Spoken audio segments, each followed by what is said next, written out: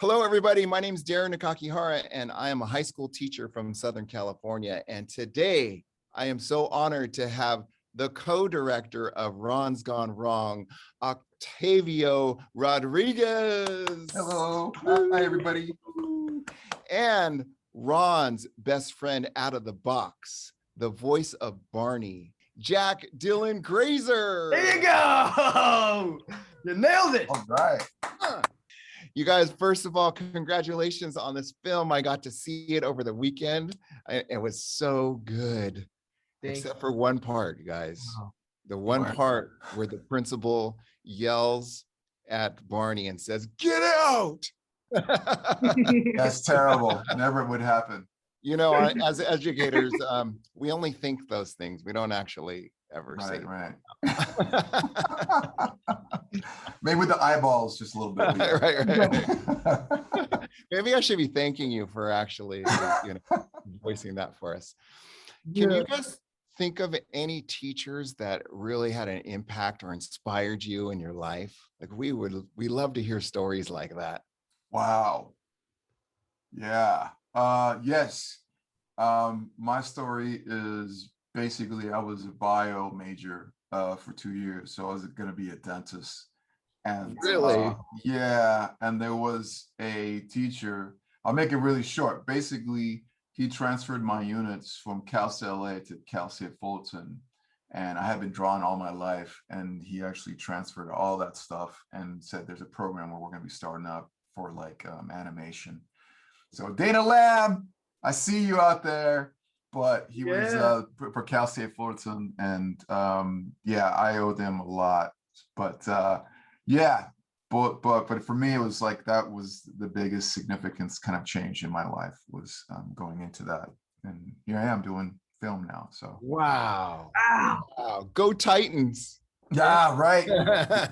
Dana's gonna love that. So that's cool. But anyways, Jack, go ahead, man. Jack. In my freshman year of high school, I had a teacher, and he was my world civilizations teacher, but he also talked a lot about morality and ethics and principles and why is this wrong, or why is this right, or what's your opinion on this? And it was really cool. It was unlike any other class I've ever had. He was the coolest teacher I've ever had in my life. I mean, I've had a lot of great teachers. I've had a lot of terrible, in my opinion. They're just not for me, maybe. But Sean Brooks was this guy's name, and he was so cool. And I love this guy. I really love him with my heart. And like we would have conversations, and we would all sit in a circle in class, like, and just talk. And he'd be like, "So this, like the Holocaust, or what's going on right now in Syria, or crazy world events." And we would talk about that. And then sometimes he would say something, and then someone would agree with him, and then I would say, "I disagree with you because this." And he would say, "Oh yeah, Jack, that's really great. But also this, like, this is a fact." And then I'd be like, "Oh, but also that." And so it was just like a big debate, the whole class, or a big conversation. It was never a lecture. It was just like, Sean was on our level. Or the teacher and he made us call him Sean, not Mr. Brooks. And because he was like one of us. And we were just, I was a conversation, and he would give us homework and stuff, of course, and make us write essays, but it was always like really creative. It was never too formal or never too conventional, which I dig. I mean, I also love convention and conformity as well, I guess to an extent, but he was so nuanced and so special, and he was just like one of us. He wasn't even like a teacher as much as he was just like a friend and a guardian or a guide or a beacon. Yeah, I love that. Shout out to Sean. Shout out to Sean. Go Jags. Your film has some really important themes that you wove into the story, like connection and balanced living and respect and dealing with distractions, creativity, and building relationships. I was wondering, like, technology has become so immersive now. Do you feel like we've reached this tipping point in our like human evolution with how we interact with each other? If that was any part of what you were trying to. Yeah, no, I think it's one of those things where it's like connection and human condition is something super important that we need to find ways to bond with each other. I think with social media and social networks, it's just heightened everything. Yeah. So it doesn't really change it. It's just now you got more options. So it becomes this thing of like, well, how do I decide who do I like? Who do I connect with? And I think that's like the bigger thing. I don't know. We still have a lot of way to go, just as human beings. But I feel like that was for our message. It's just kind of like a conversation about, you know, people who, because the idea is that you're connecting with likes, like the same like-minded people. And for us, Right. we wanted to really push this idea of like, think of outside of that, like people are different, and not be about that. Because if you actually want to grow as humans, it is just like Jack was talking about, it's difference of opinion. Having different points of view actually help you to grow. And that's something that we really wanted to push. And also that sense of isolation that people feel like, you know, for Barney, is that this thing like he thinks he's the only one going through it. And guess what? Every other kid is dealing with that at some other level. But that was the kind of feeling. But Jack, if there's anything else you want to add to that? Repeat the question one more time. Just summarize it really Just quick. like, you know, how technology is really like found its way into all parts of our lives now. And I was just wondering if your movie was trying to talk about how we interact with each other and how it's changing. And if you know, when he goes back to, and he's like, friends are a two-way street, or what he had that on the board, you know, like it really comes back to that, right? Yes. Oh, totally. I think that social media has had a big impression on my life. I'm a young guy. I'm a young person. And I mean, I grew up with social media being like a business tool. But also, you know, being a kid and being curious and explorative, I like, you know, wanted to branch out and meet people and all this stuff. And I realized like, that's not a real connection. And I think that a lot of kids are getting misled and thinking that social media is the ultimate form of the most reliable form of social interaction. Just because it's social media, and it's been advertised as you know, like the greatest social interaction in tool ever, because everybody's friends, it's all a community, which sounds great on paper, but you know, when there's a lot of people who are tyrants and terrors on social media, who are commenting hateful, terrible things on and you know, you wonder why kids are so insecure now, because they're getting so much judgment, and they seek solace in social media and look for friends, and in return they get hate. Is what. Yeah. So, did you guys purposefully choose middle school? I think so. I mean, that's a critical time where you're trying to figure things out a little bit. But yeah, just as Jack was saying, just to add to that, it is the affirmation of what you get like on your social networks, and you're going like, okay, I got all these people, but are you really friends with all these people? You know, it's just you know, I for one have like, you know, Instagram and all that stuff, but it's like you get caught up. And it is that thing of like, as Jack was saying, it's separating yourself from that, going like, but what really is a way of, how do we actually really connect with each other? Yeah. It's just like a true. We're really battling that in the classroom, by the way. Like that's something that we have to really talk about a lot with our kids. I asked a bunch of my teacher friends to ask their students for some questions. So if you guys don't mind, I'm going to read some questions from some students. Please do. Yeah. All right. Here we go. So Jack, this is from Mrs. Valencia's class. They want to know what was it like? What is it like being the voice of an animated character compared to like a regular, you know, movie?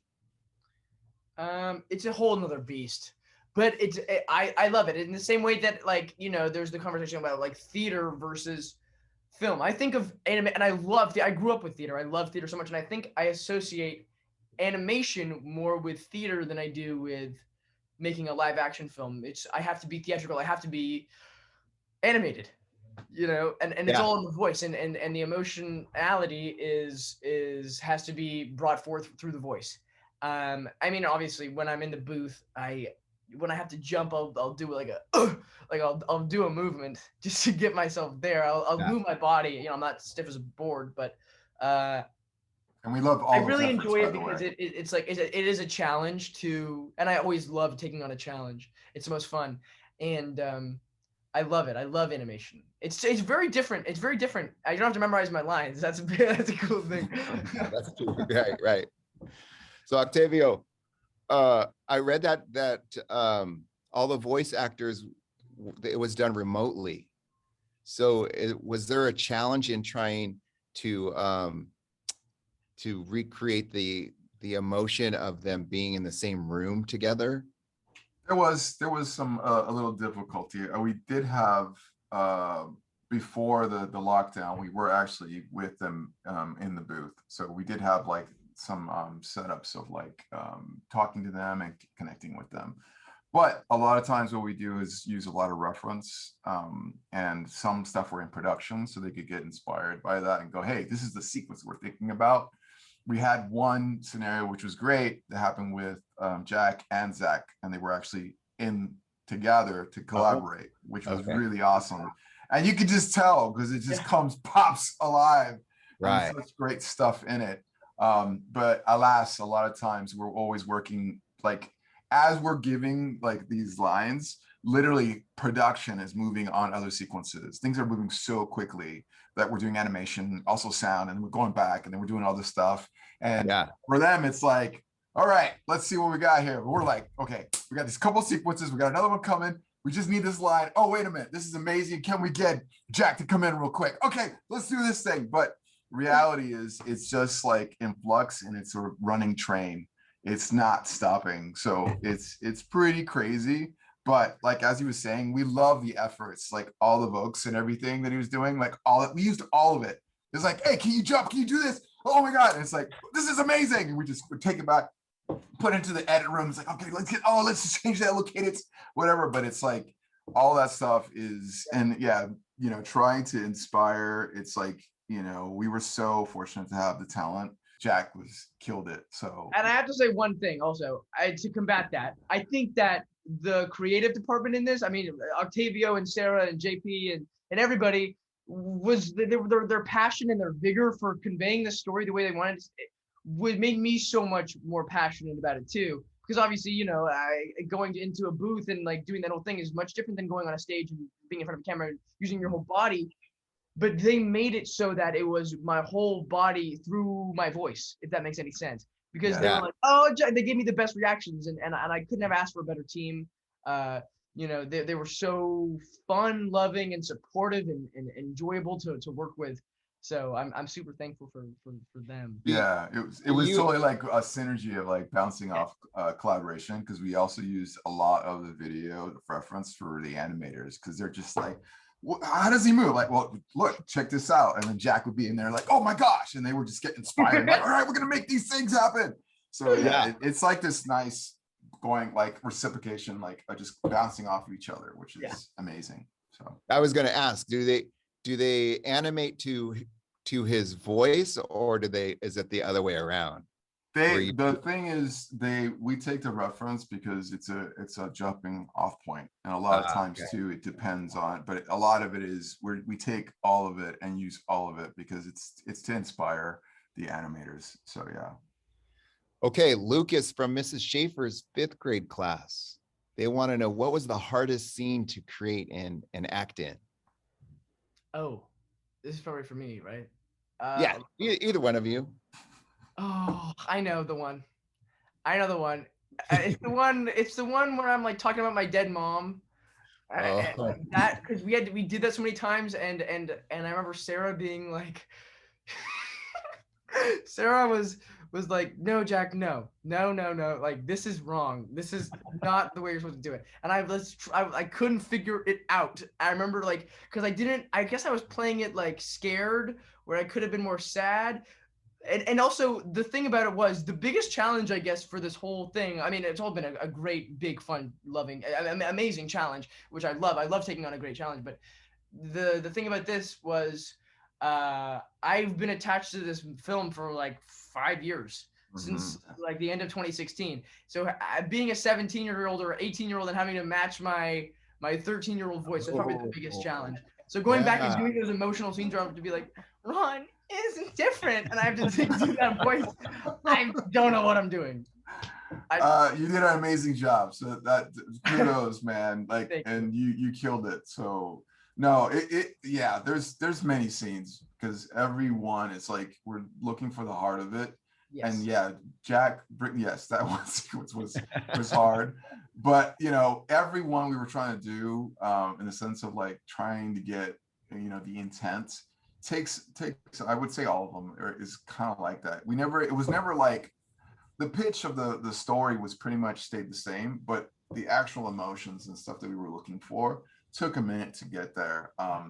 And again, if it wasn't for the talent and all the actors and just being able to collaborate and just bring it, we wouldn't have gotten it to where it was. So thank you for that, Jack, because it's like, thank you. It's a little crazy, but at the same time, it's like, you know, there's moments. My favorite moment is, just to say, it's him in the bed and talking about, and it's that little narrative tape he has in his head about why would anybody want to come to my house? The last time I basically set fire to him.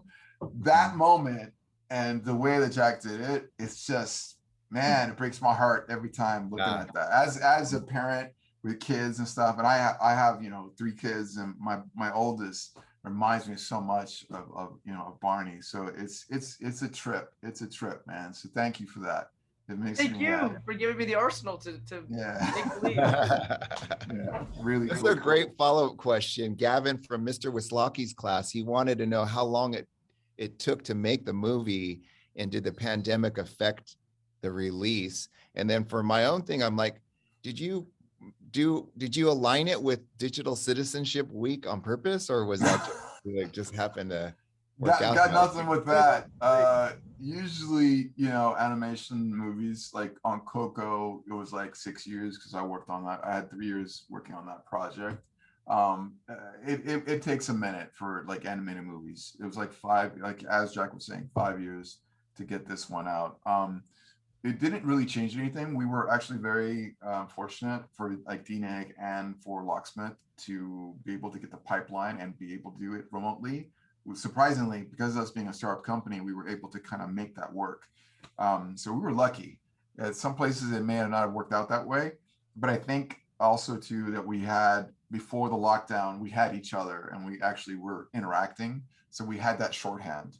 So by the time we got into remote, it was kind of easier to kind of like talk to people. And again, actors were game to like be, you know, voicing stuff in the closet, however we needed to do it to make it work. But typically animation movies take a minute, at least. So it's, the 5 years was pretty close, but I've seen longer. Yeah. So Aaliyah from Mrs. Chung's 5th grade class, she wanted to know, Jack, would you want to have a B-bot in real life? Only if it could be exactly like Zach Galifianakis or Ron. I think I'd rather be like Zach Galifianakis and look exactly like him too. I think I just want Zach Galifianakis to be my friend and put him on a leash and walk him around. I think that's what I want. I think that's what I want. I want him to stay within 6 feet of me. Zach Galifianakis always. Oh man. You guys all be together for the premiere? Yeah, I think so, right? I think so, yeah. I think we're all gonna be there. It's gonna be awesome. Will that be the first time everybody's together? You know, in a minute. Yeah, it's been a minute. Yeah. Yes, I haven't met a lot of the people. I haven't met Olivia. I haven't met Ed Helms. I haven't met Kylie. That's right. A lot of these people. That's crazy. But it's also like I've created such a story with them. Yeah. This connection has been going on vicariously for like so long. So it's great. I feel like I do already know them. I know Donka, that's for sure. I don't know Olivia Colman, but I definitely know Donka. Oh, Olivia's awesome. Like the back of my hand. Yeah, she's freaking amazing. Yeah, we lucked out. But it's gonna be very surreal. Like we're all just sitting. You know what? It's like the thing of like when you've been onto screens and then you're thinking about how tall people are. Yeah, because you're just like literally like it's just this whole thing of just like a head, you know. But it's pretty funny. Yeah. So yeah, you'll see people kind of like looking up and down, like, oh, okay, got it. So it's cool. Yeah. It's You're great. like, It's wait, great. say something. Oh, Yeah, exactly. Thank you, gentlemen. I really, really loved the movie. It was so awesome. And Well, thank you. it was such an honor to get a chance to talk to you. Wow. Thank you. I'm Thank you just- for the talk with you. So that's awesome. Thank you. Thanks. Thank you so much.